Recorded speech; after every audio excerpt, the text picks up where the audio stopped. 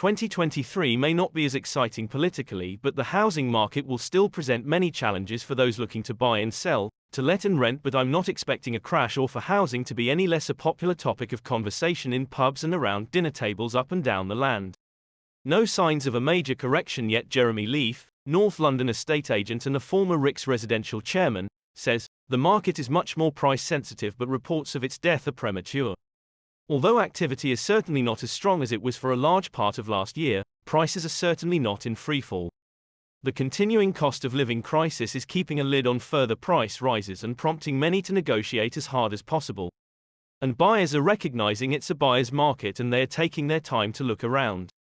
But falls in mortgage rates and inflation and an increased choice of property available bring more balance to the market.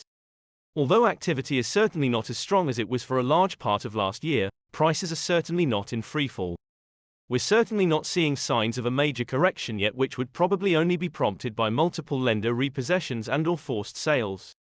Some commentators are suggesting prices might drop between 5% to 10% in 2023, i.e. to levels roughly prevailing in the summer of last year, but continuing to be underpinned by the ongoing shortage of stock and very low unemployment. How have house prices changed in 2023?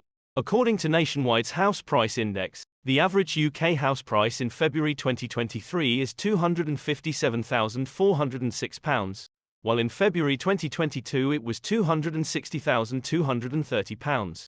How will a house price drop affect your mortgage? If the value of your house reduces, so does the amount of equity you have in it. You usually need at least a 5% deposit to get a mortgage, although ideally you would have at least 10% to get access to a better choice of deals. And the best deals usually need a deposit of 40%. If you have a big chunk of equity in your home, a small reduction in it may not have much of an impact in terms of the number of remortgage deals you can get access to. But if you bought a property in the last year with a small deposit, a drop in your house's value may cause you difficulties in remortgaging if the drop in value means you have less than a 5% deposit. How much equity does the average UK homeowner have in their property? JLL analysis of the Bank of England Mortgage and Lending Report shows 62% of the 8.4 meters mortgaged owner-occupier households in the UK have at least 25% equity in their property. It also found another 34% have between 10 to 25% equity.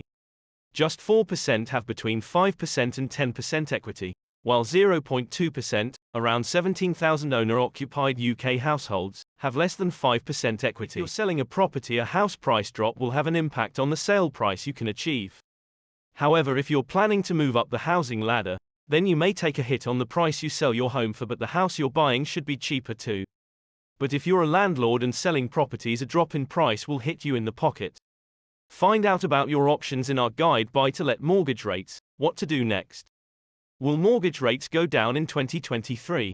Mortgage rates increased significantly in 2022 as the Bank of England increased the base rate of interest to curb surging inflation. The bank has made 10 consecutive interest rate hikes, taking it from 0.1% in December 2021 to 4% in February 2022. And mortgage rates shot up after the mini-budget of September 2022, with experts predicting interest rates would hit 6% in 2023. However, interest rates are now expected by many economists to peak at 4.25%, and we saw mortgage rates finally start dropping back in November 2022 and continuing to fall into March 2023. What happens next to mortgage rates in 2023 is difficult to predict with any kind of accuracy. However, some experts are predicting they won't drop any lower and will start increasing. However, if you're currently on a tracker mortgage and the base rate increases, you'll face a mortgage rate rise. And if you're on your lender's SVR, it's less straightforward, as these can change at the lender's discretion. The lender can pass on the full increase, some of it, or none. And if it wanted to, your lender could increase rates by more. So it's more important than ever to make sure you're on the right mortgage. House price predictions for the next 5 years, assuming that interest rates peak their knees from mid-2024, Savills is forecasting that house values will start to recover and that the average UK house price will rise by 6% over the next 5 years. I'm selling. Will buyers expect a bargain? Yes, there is some adjustment in the market, so you should expect buyers will be looking to negotiate. And while you obviously don't want to sell too cheaply, you'll want to be realistic about what your home is worth. This is especially true if you're selling to someone who needs a mortgage. Their mortgage lender will carry out a mortgage valuation survey. and if the property is downvalued down the line, this will slow you down. And in the current market, it's more important than ever to choose the right estate agent to sell your house. Make the right choice and you may sell faster and pay less in fees. To help you do this, we've designed the best estate agent finder tool. It allows you to compare fees, the average time to sell a property like yours, how often they achieve the asking price, and how successful they are at selling similar homes. What is negative equity? Negative equity occurs when the market value of your house is below the outstanding mortgage secured on it. It's more common when house prices are falling and is a major concern when you want to sell your home.